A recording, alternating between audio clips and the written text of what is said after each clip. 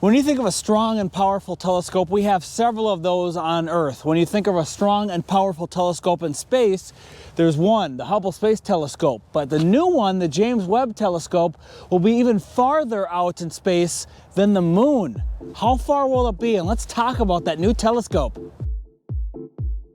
The Hubble Space Telescope launched on April 25th, 1990, and after decades of planning and designing, it finally went into orbit with the idea that it could be repaired or worked on if needed.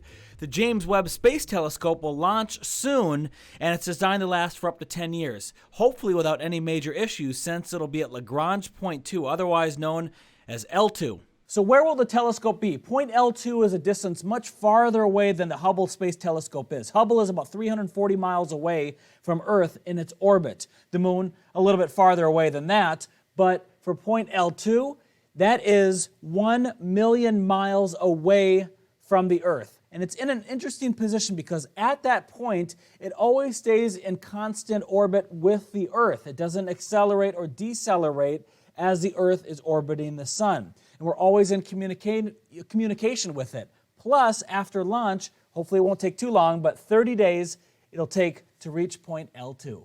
The JWST can see in the infrared light spectrum and will give us an even deeper look at the early galaxies that formed in the beginning of the universe. It will also answer questions astronomers have asked about how our universe works, and will probably surprise us with things we haven't even thought of yet. Webb will pick up with gold-colored light.